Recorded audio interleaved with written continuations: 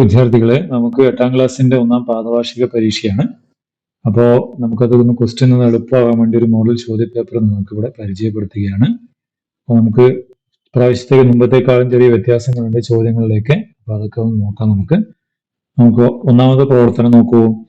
1 മുതൽ 4 വരെ ചോദ്യങ്ങളുടെ ഉത്തരം തിരഞ്ഞെടുത്ത് എഴുതുക കേട്ടോ.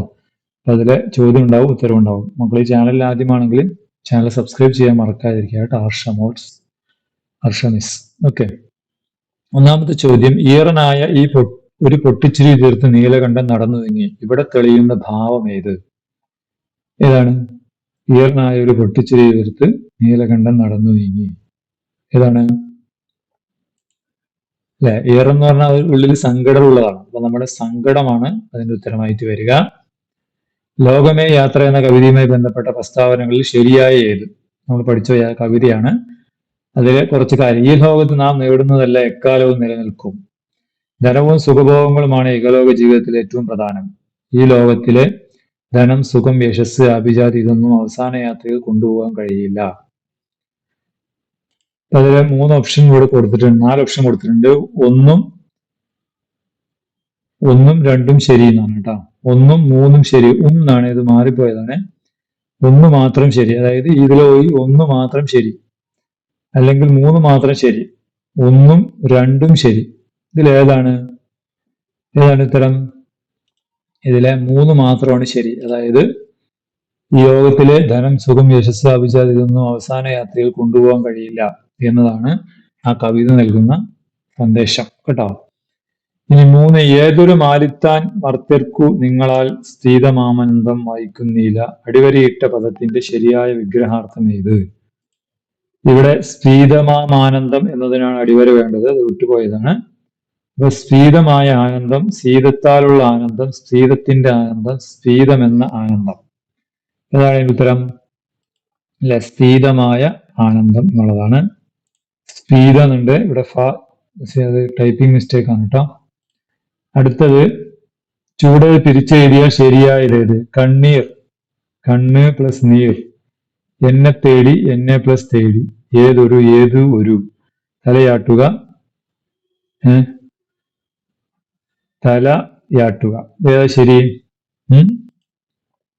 ഏത് ഒരു എന്നുള്ളതാണ് കറക്റ്റ് ആയത് കേട്ടോ. പിന്നെ 5 മുതൽ 7 വരെ ചോദ്യങ്ങൾക്ക് 3-4 വാക്യത്തിൽ ഉത്തരം എഴുതുക എന്നുള്ളതാണ്. അത്രയധികം കുട്ടികളും ക്ലാസ്സുകളുമുള്ള നെടുങ്കൻ സ്കൂളിൽ നീലകണ്ഠൻ പെരുമഴയത്ത് ഒരു തുള്ളി പോലെ, ഒരു തുള്ളി പോലെ എന്നുള്ളതാണ്. ഇവിടെ പെരുമഴയത്തെ ഒരു തുള്ളി പോലെ എന്ന പ്രയോഗത്തിന്റെ ഭംഗി വിശദമാക്കുക. പെരുമഴയത്ത് ഒരു തുള്ളി പോലെ എന്നതിന്റെ വ്യത്യാസം എന്താണ്? 5ാം ക്ലാസ്സിൽ എത്തിയതോടെ അനിതാരിയും നീലകണ്ഠനും മറ്റൊരു സ്കൂളിൽ ചേർന്നു. പെൺകുട്ടികൾ മാത്രമുള്ള ക്ലാസ്സിലായി അവൾ. നീലകണ്ഠൻ ആൺകുട്ടികൾ മാത്രമുള്ള ക്ലാസ്സിലും. വളരെയധികം കുട്ടികളും ക്ലാസ്സുമുള്ള വലിയ സ്കൂളിൽ നീലകണ്ഠൻ പെരുമഴയത്ത് ഒരു തുള്ളി പോലെ എന്നാണ് കഥാകാരി വിശേഷിപ്പിക്കുന്നത്. പല തുള്ളികൾക്കിടയിലെ ഒരു തുള്ളി പോലെ, ഒരുപാട് കുട്ടികൾക്കിടയിലെ ഒരു തുള്ളി പോലെ, ഒരുപാട് കുട്ടികളുടെ ഇടയിൽ ചേർന്നുപോയ നീലകണ്ഠനെ കണ്ടുപിടിക്കാൻ കഴിയാത്ത അവസ്ഥയെ സൂചിപ്പിക്കുന്നു ഈ പ്രയോഗം. ഓക്കെ. 6, ജാതി, മതം, മതദ്വേഷം ഏതുമില്ലാതെ സർവരും സോദരേതന വാഴുന്ന മാതൃകാ സ്ഥാനമാണിത്. യേശുദാസ് ആലപിച്ച ആദ്യ ഗാനത്തിലെ വരികളാണിത്. ഈ വരികളുടെ സത്ത യേശുദാസ് പിന്നീട് ജീവദർശനമാക്കി. വരികൾ സമകാലിക സമൂഹത്തിന് നൽകുന്ന സന്ദേശം എന്താണ്? ജാതിഭേദം, മതദ്വേഷം. എന്ത് സന്ദേശം നൽകുന്നത്? ജാതിയുടെയും മതത്തിന്റെയും സമ്പത്തിന്റെയും പേരിൽ അസമത്വങ്ങൾ ഇപ്പോഴും നിലനിൽക്കുന്ന സാഹചര്യത്തിൽ ശ്രീനാരായണ ഗുരുവിന്റെ ഈ വരികൾ യേശുദാസിനെ പോലെ നമ്മളും ജീവദർശനമാക്കേണ്ടതാണ്. എല്ലാവരും സഹോദരങ്ങളെ പോലെ ജീവിക്കുന്ന ഒരു നാടാണ് ശ്രീനാരായണ ഗുരു സ്വപ്നം കണ്ടത്. വേർതിരിവുകളില്ലാത്തൊരു ലോകം യാഥാർത്ഥ്യമാക്കുക എന്ന സന്ദേശമാണ് ഈ വരികൾ നൽകുന്നത്. ഇനി 7, തോരണ യുദ്ധത്തിലെ ഹനുമാൻ, ബാല്യവിജയത്തിലെ രാവണൻ തുടങ്ങിയ വേഷങ്ങളിലാണ് കലാമണ്ഡലം രാമകുട്ടിയാർ അരങ്ങിൽ ഏറെ അറിയപ്പെട്ടത്. കുട്ടിക്കാലത്ത് ഞാൻ കണ്ട വേഷങ്ങൾ എന്നെ ഹഠാതാകർഷിച്ചത് ഹനുമാന്റെ വേഷമാണ്, അതും തോരണ യുദ്ധത്തിലെ ഹനുമാൻ. കലാമണ്ഡലൻ രാമകുട്ടി നായരുടെ എഴുത്താണ് അല്ലത്. പ്രസ്താവനയെ ആത്മകഥാഭാവവും വായിച്ചല്ലോ. കഥകളി എന്ന കലാരൂപവുമായി ബന്ധപ്പെട്ട് രാമകുട്ടി നായർക്ക് കുട്ടിക്കാലത്തുണ്ടായ അനുഭവം വിവരിക്കുക. എന്താണ് അദ്ദേഹത്തിന്റെ അനുഭവം? ഒരിക്കൽ ഉത്സവത്തോടനുബന്ധിച്ച് അരങ്ങേറിയ തോരണ യുദ്ധം കഥകളി കാണാൻ എത്തിയതാണ് രാമകുട്ടി നായരും കൂട്ടുകാരും. കളി നടക്കുന്നതിനിടെ അണിയറയിൽ ചെന്ന് എത്തി നോക്കി അവർ ഒരു മൂലയിൽ ഒരു വേഷക്കാരൻ ഉറക്കം തൂങ്ങിയതുപോലെ ഇരിക്കുന്നത് കണ്ടു. വാതിൽ തുറന്ന് അകത്തെത്തിയതും വേഷക്കാരൻ ചാടി എഴുന്നേറ്റ് നിലത്തമർത്തി ചവിട്ടി. ഓർക്കാപ്പുറത്തുണ്ടായ ഈ പ്രതികരണത്തിൽ ഭയന്നോടിയ അവർ ഒരു ചെളിക്കുണ്ടിൽ ചെന്നു വീണു. വേഷം പിന്നാലെ വരുന്നത് പോലെ തോന്നിയപ്പോൾ അവിടെ നിന്ന് എണീറ്റോളം നോക്കി. അരങ്ങിലേക്ക് എത്തും മുമ്പ് തോരണ യുദ്ധത്തിലെ ഹനുമാൻ വേഷാവതരണത്തിന് വേണ്ടി തയ്യാറെടുത്തതാണ് അവർ കണ്ടത്. അതാണ് അനുഭവം. അല്ലെങ്കിൽ ഈ ചോദ്യം, അല്ലെങ്കിൽ ഛേ എന്തൊരു വൃത്തികെട്ട ജീവി, ഞങ്ങളുടെ ലോകത്ത് നിനക്കെന്ത് കാര്യം, യന്ത്രമനുഷ്യന്റെ ഈ കാഴ്ചപ്പാടിനുള്ള നിങ്ങളുടെ ഒരു പ്രതികരണം എഴുതുക. എന്താണ് ഒരു യന്ത്രമനുഷ്യൻ തൃപ്തിസ്വരൂപത്തോട് പറയുന്നതാണത്. യന്ത്രങ്ങളുടെ ലോകം യാന്ത്രികമാണ്. ജീവനുള്ളവയുടെ ലോകത്തെക്കുറിച്ച്, അവരുടെ വേദനകളെക്കുറിച്ച്, സ്വപ്നങ്ങളെക്കുറിച്ച് ഒന്നും യന്ത്രങ്ങൾക്ക് അറിയില്ല. അവരുടെ ലോകത്ത് ജീവിക്കാൻ ജീവനുള്ളവയ്ക്ക് സ്ഥാനമില്ല. ഞങ്ങളുടെ ലോകത്ത് നിനക്കെന്ത് കാര്യം എന്ന ചോദ്യം സ്വാർത്ഥതയിൽ നിന്നുണ്ടാകുന്നതാണ്. ഞങ്ങളുടെ ലോകമെന്ന ചിന്താഗതിയിൽ നിന്ന് നമ്മുടെ ലോകമെന്ന സങ്കല്പത്തിലേക്ക് നാം വളരുകയാണ് വേണ്ടത്. 8 മുതൽ 11 വരെയുള്ള ചോദ്യത്തിന് അരപ്പുറത്തിൽ കവിയാതെ എഴുതുക എന്നുള്ളതാണ്. നിങ്ങൾ ആരും എത്ര കാലം കഴിഞ്ഞാലും എന്നെ കാണാനായിട്ട് അങ്ങോട്ട് വരരുത്, പിള്ളാര് പോലും. തിങ്കളാഴ്ച നല്ല ദിവസം അമ്മയുടെ ഈ എന്ന പാഠത്തിലെ അല്ലത് അമ്മയുടെ ഈ നിലപാടിനുള്ള നിങ്ങളുടെ പ്രതികരണം കുറിപ്പായി എഴുതുക. എന്താണ് തന്റെ വീട്ടിൽ തന്റേതായ സന്തോഷങ്ങൾ ജീവിക്കുകയാണ് അമ്മ. ആടിന് പുല്ല് കൊടുത്തും പശുവിന്റെ വളം കൊടുത്തും വീട്ടിലെ കാര്യങ്ങൾ ശ്രദ്ധിച്ചും അവർ സന്തോഷം കണ്ടെത്തുന്നു. മക്കളെയും കുടുംബത്തെയും ഏറെ സ്നേഹിച്ചിരുന്ന ഒരു അമ്മയാണ് അവർ. ആയുസിന്റെ വലിയൊരു ഭാഗം കുടുംബത്തിന് വേണ്ടി ചെലവഴിച്ചു. ഇപ്പോൾ അമ്മ വൃദ്ധയായി. മക്കളുടെ സ്നേഹവും കരുതലും ലഭിക്കേണ്ട കാലം. മക്കളെല്ലാം ജോലിക്കായും മറ്റും പല സ്ഥലങ്ങളിലാണ്. ആ വലിയ വീട്ടിൽ ജോലിക്കാരെയും അമ്മയും വളർത്തുമൃഗങ്ങളും മാത്രമാണ്. അമ്മയുടെ ഒറ്റയ്ക്കുള്ള ജീവിതവും അലച്ചിലും അവസാനിപ്പിക്കുന്നതിന് അമ്മയെ ശരണാലയത്തിലേക്ക് മാറ്റാൻ മക്കൾ തീരുമാനിക്കുകയാണ്. ശരണാലയത്തിലേക്ക് പോകുന്നതിന് മുമ്പ് മക്കളോട് തന്നെ കാണാനേ ഒരിക്കലും അവിടേക്ക് വരരുത് എന്ന് അമ്മ വിലക്കുന്നു. തന്നെ വേണ്ടാത്ത മക്കൾ എന്നെ കാണാൻ വരേണ്ടതില്ല എന്ന അമ്മയുടെ നിലപാടിനോട് യോജിക്കാൻ കഴിയും. മക്കൾക്ക് തന്നെ വേണ്ട എന്ന തിരിച്ചറിവിൽ മനസ്സ് വേദനിച്ചിട്ടുള്ള ഒരു തീരുമാനമാണിത്. അല്ലെ? ഇനി ഗദ്യഭാഗം വായിച്ച് ചുവടെ നൽകിയ ചോദ്യങ്ങൾക്ക് ഉത്തരം നൽകുക. എന്താണ് ഗദ്യഭാഗം? ചലച്ചിത്രം സ്വന്തമായ ഒരു ഭാഷയുണ്ട്. അത് ചലച്ചിത്രത്തിലെ കഥാപാത്രങ്ങൾ സംസാരിക്കുന്ന ഭാഷയല്ല. സിനിമ ഒരു ദൃശ്യകലയാണ്. അർത്ഥഗർഭമായ ദൃശ്യങ്ങളാണ് സിനിമയുടെ ആത്മാവ്. താൻ ആവിഷ്കരിക്കാൻ ഉദ്ദേശിക്കുന്ന ആശയത്തെ, ഭാവത്തെ മികവുറ്റ ദൃശ്യങ്ങളായി പരിവർത്തിപ്പിക്കുകയാണ് സംവിധായകന്റെ ലക്ഷ്യം. 2 ദൃശ്യങ്ങൾ കൂടിച്ചേരുമ്പോൾ മൂർത്തമായ ഒരു ആശയമാണ് സൃഷ്ടിക്കപ്പെടുന്നത്. മറ്റൊരു തരത്തിലും ആവിഷ്കരിക്കാൻ കഴിയാത്ത ആശയപ്രപഞ്ചത്തെ ദൃശ്യങ്ങൾ ചേർത്ത് വെക്കുന്നവരോട് പ്രകടിപ്പിക്കാൻ ചലച്ചിത്രത്തിൽ സംവിധായകന് കഴിയുന്നു.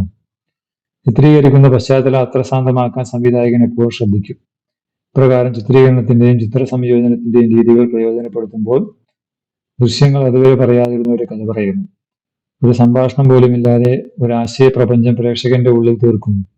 എല്ലായ്പ്പോഴും നല്ല സിനിമകൾ കഥാപാത്ര സംഭാഷണങ്ങൾക്കല്ല, കഥാപാത്രങ്ങളുടെ ഭാവത്തിനും അവരുടെ ആന്തര സംഘർഷങ്ങൾക്കും തന്നെയാണ് പ്രാധാന്യം നൽകുക. ചോദ്യം എന്താണ്? 2 ദൃശ്യങ്ങൾ കൂടിച്ചേരുമ്പോൾ സൃഷ്ടിക്കപ്പെടുന്നത് എന്താണ്? മൂർത്തമായ ഒരാശയമാണ് ഉണ്ടാകുക. എല്ലായ്പ്പോഴും നല്ല സിനിമകൾ പ്രാധാന്യം നൽകുന്നത് എന്തിനാണ്? എല്ലായ്പ്പോഴും നല്ല സിനിമകൾ കഥാപാത്ര സംഭാഷണങ്ങൾക്കല്ല, കഥാപാത്രങ്ങളുടെ ഭാവത്തിനും അവരുടെ ആന്തര സംഘർഷങ്ങൾക്കും തന്നെയാണ് പ്രാധാന്യം നൽകുക. അല്ലെ? ഇനി സംവിധായകന്റെ ലക്ഷ്യം എന്താണ്? സംവിധായകന്റെ ലക്ഷ്യം താൻ ആവിഷ്കരിക്കാൻ ഉദ്ദേശിക്കുന്ന ആശയത്തെ, ഭാവത്തെ മിഴിവുറ്റ ദൃശ്യങ്ങളായി പരിവർത്തിപ്പിക്കുകയാണ് സംവിധായകന്റെ ലക്ഷ്യം. എന്റെയും മറ്റു ചില കുട്ടികളുടെയും ചില ഉടുപ്പുകൾ, 2 3 പിണക്കങ്ങൾ, പിന്നെ നീലകണ്ഠൻ, ഇത്രയൊക്കെ എന്റെ ഓർമ്മയുള്ളൂ. ഇവയിൽ ഏറ്റവും വ്യക്തവും പ്രകാശമാനവുമായത് നീലകണ്ഠനെ കുറിച്ച് ഓർമ്മകളാണ്. മറക്കാനാകാത്ത ഇത്തരം ചില അനുഭവങ്ങൾ നിങ്ങൾക്കും ഉണ്ടാകില്ലേ? നിങ്ങളുടെ അനുഭവം കുറിപ്പായി എഴുതണം കേട്ടോ. അപ്പൊ അത് നിങ്ങൾ സ്വന്തമായി ചെയ്യേണ്ട ഒരു പ്രവർത്തനമാണ്. നിങ്ങളുടെ അനുഭവമാണല്ലോ എഴുതേണ്ടത്. നമുക്ക് അതിനൊരു മോഡലൊന്നുമില്ല. അതിനൊന്ന് നോക്കാം നമുക്ക്. തെറ്റെന്ന് വീണ്ടും പൂവിനോടോതിനേൻ, തെറ്റിപ്പോയി ഞാനൊരു ബുദ്ധിഹീനൻ. താൻ ബുദ്ധിഹീനനാണെന്ന് കവി പറയാനിടയായ സാഹചര്യം എന്താണ്? പിന്നീട് കവിയുടെ ചിന്തയിലുണ്ടായ മാറ്റങ്ങൾ എന്തെല്ലാം? ഈ ചിന്തകൾ പനിനീർ പൂവിനെ കുറിച്ച് മാത്രമാണോ? കവിത വ്യാഖ്യാനിച്ച് കുറിപ്പ് തയ്യാറാക്കുക. അല്ലെ? പനിനീർ പൂവ് ആദ്യം കണ്ടപ്പോൾ ചിന്തിച്ചത് ആ പൂവിന്റെ ജീവിതം വളരെ നിസ്സാരമാണെന്നാണ്. പൂവിനോട് നിന്റെ ജീവിതം എത്ര മോശമാണെന്ന് പറയുകയും ചെയ്തു. നാളെ മണ്ണിൽ വീണ് നശിക്കുമെന്നത് കൊണ്ടാണ് പൂവിന്റെ ജീവിതം നിസ്സാരമെന്ന് കവി വിചാരിച്ചത്. കവിയുടെ ഈ വിചാരങ്ങളെ വിലങ്ങനെ തലയാട്ടി പൂവ് നിഷേധിക്കുന്നുണ്ട്. എന്നാൽ പിന്നീട് ചിന്തിച്ചപ്പോൾ താനൊരു ബുദ്ധിഹീനനാണെന്ന് കവിക്ക് തോന്നി. ആഴത്തിൽ ചിന്തിച്ചപ്പോഴാണ് പൂവിന്റെ ജീവിതത്തിന്റെ മഹത്വം കവിക്ക് മനസ്സിലായത്. മരുഭൂമിയെ പൂങ്കാവനമാക്കുന്നത് പൂക്കളാണ്. സുഗന്ധവും മൃദുവിനും നൽകുന്നവരാണ് പൂക്കൾ. മനോഹാരിത കൊണ്ട് പൂവ് നമ്മുടെ കണ്ണിന് ആനന്ദം നൽകുന്നു. തലയിൽ ചൂടാനും വീരന്മാർക്ക് ചാർത്താനും മംഗളകർമ്മങ്ങൾക്കും പൂക്കൾ ഉപയോഗിക്കുന്നു. ഐശ്വര്യവും നന്മയും പകർന്നു നൽകുന്ന പൂക്കൾ ദേവതമാരാണെന്ന് കവി അവസാനം പറയുന്നു. കവിയുടെ ഈ ചിന്തകൾ പനിനീർപ്പൂവിനെ കുറിച്ച് മാത്രമല്ല, മനുഷ്യരുൾപ്പെടെയുള്ള എല്ലാ ജീവജാലങ്ങളെയും ഈ ചിന്തയോട് കൂട്ടിയിണക്കാം. നിസ്സാരമായിട്ടുള്ള ഒന്നും ഈ ഭൂമിയിലില്ല. എല്ലാറ്റിനും അതിൻ്റെതായ സ്ഥാനവും മൂല്യവുമുണ്ട്. മനുഷ്യരുടെ കാര്യത്തിലും ഇത് പ്രസക്തമാണ്. എല്ലാ മനുഷ്യരിലും നന്മയുണ്ട്, കഴിവുകളുമുണ്ട്. ആരും വിലയില്ലാത്തവരല്ല. ബാഹ്യമായ കാഴ്ചക്കപ്പുറത്താണ് യാഥാർത്ഥ്യം എന്നതാണ് സത്യം. എല്ലാത്തിൻ്റെയും മൂല്യം തിരിച്ചറിയാനുള്ള മനസ്സ് നമുക്കുണ്ടാകണമെന്നാണ് കവി സൂചിപ്പിക്കുന്നത്. മറ്റുള്ളവരിലെ നന്മയും മൂല്യവും മനസ്സിന്റെ സൗന്ദര്യവും കാണാനുള്ള മനസ്സും ഉണ്ടാവുകയാണ്. ഓക്കെ, ഇനി അതിൽ ബി, എന്റെ വിടർന്ന കണ്ണുകളിലേക്ക് നോക്കി മയിൽപ്പീലി കണ്ണുകൾ പോലെയുണ്ട് എന്ന് ഇടയ്ക്കെല്ലാം നീലകണ്ഠൻ പറയുമ്പോൾ എന്റെ എല്ലാ വേദനകളും ഞാൻ മറന്നുപോയി. ഇനി എനിക്കെന്തിനാ പെൻസില്? ഇനി എന്റെ പങ്കും കൂടി അനിതാര പഠിച്ചോളൂ. നീലകണ്ഠൻ എന്ന കഥാപാത്രത്തിന്റെ സ്വഭാവത്തിലേക്ക് വിരൽ ചൂണ്ടുന്ന സൂചനകളാണിവ. പാഠഭാഗം വിലയിരുത്തി നീലകണ്ഠൻ എന്ന കഥാപാത്രത്തെ നിരൂപണം ചെയ്യാനാണ് പറയുന്നത്. അറിയില്ല നീലകണ്ഠൻ ആരാണെന്ന്. അനുതാര എന്ന കഥാപാത്രത്തിന്റെ ഓർമ്മകളിലൂടെയാണ് കഥ മുന്നോട്ട് പോകുന്നത്. അനുതാരയും നീലകണ്ഠനും ഒരുമിച്ചാണ് പഠിക്കുന്നത്. അസുഖക്കാരിയായ അനുതാര ഇടയ്ക്കിടെ സ്കൂളിൽ വരാതാകുമ്പോൾ പാഠഭാഗങ്ങൾ പറഞ്ഞു കൊടുക്കുന്നതും വേദനകളിൽ അവൾക്ക് ആശ്വാസം പകരുന്നതുമെല്ലാം നീലകണ്ഠനാണ്. അച്ഛനില്ലാത്ത കുട്ടിയാണ് നീലകണ്ഠൻ. ദരിദ്രമാണ് അവന്റെ ജീവിതാവസ്ഥ. എങ്കിലും ചിരിച്ചുകൊണ്ടല്ലാതെ നീലകണ്ഠൻ കഥയിൽ ഒരിടത്തും കടത്തി വരുന്നില്ല. നന്നായി പഠിക്കുന്ന അവനെ അധ്യാപകർക്കും കൂട്ടുകാർക്കുമെല്ലാം ഇഷ്ടമാണ്. ഓരോ തവണയും അനുതാരയ്ക്ക് അസുഖം മൂലം ക്ലാസ് മുടങ്ങുമ്പോൾ മുറിഞ്ഞുപോയ അവരുടെ അറിവുകളെ കൂട്ടിച്ചേർക്കുന്നത് നീലകണ്ഠനാണ്. പഠിപ്പിച്ചതെല്ലാം പറഞ്ഞു കൊടുത്തും നോട്ട്ബുക്കിൽ എഴുതി കൊടുത്തും സഹായിക്കും. അവളെ സന്തോഷിപ്പിക്കാൻ വേണ്ടി മയിൽപ്പീലിയും താമരമുട്ടുമൊക്കെ കൊടുക്കും. അവൾ വരച്ച ചിത്രങ്ങളെ കുറിച്ച് നല്ല അഭിപ്രായം പറയും. അനുതാരയെ കഴിവിലോടുകൂടി പരിഗണിക്കുന്നതിൽ നീലകണ്ഠൻ ശ്രദ്ധിക്കുന്നു.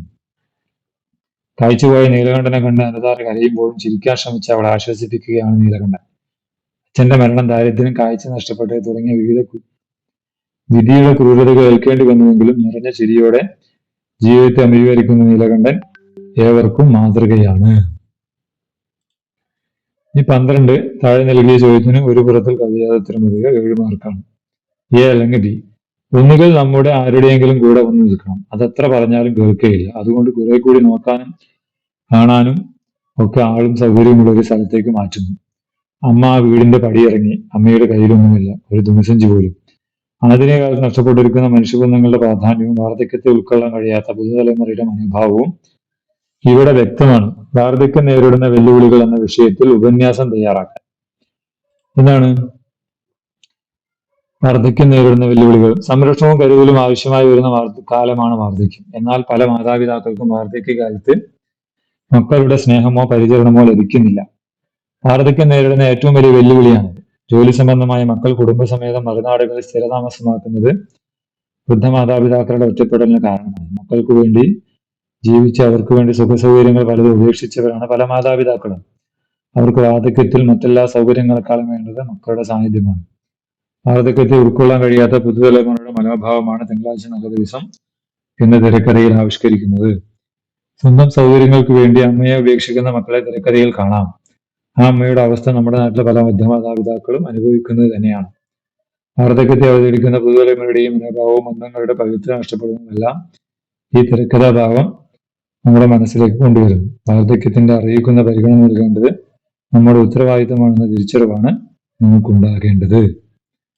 ഇനി ബി, ആശയം, സമകാലിക പ്രസക്തി, ആസ്വാദനാംശങ്ങൾ എന്നിവ പരിഗണിച്ച് ചുവടെ കൊടുത്തിരിക്കുന്ന കഥയ്ക്ക് ആസ്വാദനം തയ്യാറാക്കുക. കേരളീയം, ഇതാണ് കഥ. നേരം വെളുക്കുകയാണ്. അടുത്ത വീട്ടിൽ സുപ്രഭാതം. പൊൻപുലരി, ശുഭദിനം. അവൾ എണീറ്റിരുന്ന് കണ്ണു തിരുമ്മി. പിന്നെ കൈ നീട്ടി ടിവിയുടെ സ്വിച്ച് തിരുമ്മി. ഇടന്നിടത്ത് തന്നെ തലവെക്ക് ഇലക്ട്രിക് കെറ്റിലേക്ക് നോക്കി. വെള്ളമില്ല. ഒരു കാപ്പി കഴിക്കണം. ബസ്സിൽ നിന്നുകൊണ്ടുവന്ന കാപ്പിപ്പൊടി ഇത്തിരി ബാക്കിയുണ്ട്. മഹാരാഷ്ട്രയിൽ നിർത്തിയ മിനറൽ വാട്ടറിന്റെ ബോട്ടിലുകൾ കാലി. അവൾ തലമുടി അലസമായി തടവി. ഇന്ന് മുല്ലപ്പൂ ചൂടണമെന്ന് വിചാരിച്ചാണ്. തമിഴ്നാട്ടിൽ നിന്ന് വണ്ടി എത്തിയിട്ടില്ല. ഒരു ചന്ദനക്കുഴി തുടരണമെന്നുണ്ട്. സത്യമംഗലം വനത്തിൽ നിന്ന് ചന്ദനമെത്താം. മുണ്ടും വേഷ്ടിയും അമേരിക്കയിൽ നിന്ന് ഒരു ബന്ധു കൊടുത്തയക്കുമെന്ന് പറഞ്ഞിരുന്നു. എത്തിയില്ല. കിടക്കക്കാപ്പി കുടിക്കാതെ കുളിക്കാതെ മുല്ലപ്പൂ ചൂടാതെ ഇനി എങ്ങനെയാണ് കുളിച്ച് ചന്ദനക്കുറി തൊട്ട് മുണ്ടും വേഷ്ടിയും ധരിച്ച് അമ്പലത്തിൽ പോകുക? അതിനെ ഉണരാൻ പ്രഭാതം എവിടെ? പി കെ പാറക്കടവിന്റെ കഥയാണ് അല്ലെ. ഈ കഥയ്ക്ക് ആസ്വാദനക്കുറിപ്പ്. കേരളീയമായതെല്ലാം ഉപേക്ഷിച്ച് പുറമോടിയിൽ മാത്രം കേരളീയം നടക്കുന്ന മലയാളികളെ ചിത്രം വരച്ച് കാട്ടുന്ന ഒരു കൊച്ചു കഥയാണ് PK പാറക്കടവിന്റെ കേരളീയം. പുലരി എത്തുമ്പോൾ അടുത്ത് കേട്ടുന്ന സുപ്രഭാതവും പെൺപുലരിയും ശുഭദിനവും കേട്ടുകൊണ്ടാണ് കഥാനായിക ഉണരുന്നത്. കണ്ണുതിരുമ്പി എഴുന്നേറ്റ ഉടനെ TV തുറക്കും. വെള്ളവും കാപ്പിപ്പൊടിയും മുല്ലവും എല്ലാം പുറത്തുനിന്ന് വരുന്നതാണ്. യാന്ത്രികമായി ജീവിതമാണ് അവൾ നയിക്കുന്നത്. സ്വന്തമായി ഒന്നും നിർമ്മിക്കാത്ത അവൾ എല്ലാറ്റിനും വേണ്ടി കാത്തിരിക്കുന്നു. കാപ്പി കുടിക്കാതെ, കുളിക്കാതെ, മുല്ലപ്പൂ ചൂടാതെ, അമ്പലത്തിൽ പോകാതെ അവൾ കഴിഞ്ഞുകൂടുന്നു. അതിരാവിലെ വളർന്ന് വീട് വൃത്തിയാക്കാതെ ജീവിതത്തിന്റെ കേരളീയ താളത്തിലേക്ക് കടന്നുപോയിരുന്ന മലയാളിയുടെ ശീലങ്ങൾ ഇന്നൊന്നാകെ മാറിപ്പോയിരിക്കുന്നു. കാപ്പി കുടിക്കാൻ ബ്രസീലിലെ കാപ്പിപ്പൊടിയും മഹാരാഷ്ട്രയിൽ നിന്ന് കൊണ്ടുവന്ന വെള്ളവുമാണ്. ഒന്നും സ്വന്തമായില്ലെന്ന് നമുക്ക് ബോധ്യപ്പെടുന്നു. സ്വന്തമായുള്ളതെല്ലാം ഉപേക്ഷിച്ച് പുറമോടിയിൽ മാത്രം കേരളീയതം ജനിച്ച് മുന്നോട്ട് പോകുന്ന ജനതയായി മാറുകയാണ് നാം. ഉണരാതെ സ്വന്തം പ്രഭാതങ്ങളില്ലാതെ മയങ്ങിക്കിടക്കുന്ന മലയാളികളെയാണ് കഥാകൃത്ത് അവതരിപ്പിക്കുന്നത്. ഒന്നും സ്വന്തമായി ഉണ്ടാക്കാതെ എവിടെ നിന്നോ വരുന്ന ഉൽപ്പന്നങ്ങൾ വാങ്ങി ഉപയോഗിക്കാൻ കാത്തു നിൽക്കുന്ന ഉപഭോഗ സംസ്കാരത്തിൽ മുങ്ങിയ മലയാളികളെ കഥാകൃത്ത് ഇവിടെ വിമർശിക്കുകയാണ് ചെയ്യുന്നത്. ഓക്കെ, അപ്പൊ ഇത്രയാണ് മലയാളം ക്വസ്റ്റ്യൻ പേപ്പർ. ഏകദേശം ഇതുപോലുള്ള ചോദ്യങ്ങളൊക്കെ നമുക്ക് പരീക്ഷയിൽ പ്രതീക്ഷിക്കാം. അപ്പൊ നന്നായി ട്രൈ ചെയ്ത് പോവുക. എല്ലാവർക്കും ഫുൾ മാർക്ക് കിട്ടട്ടെ. Thank you.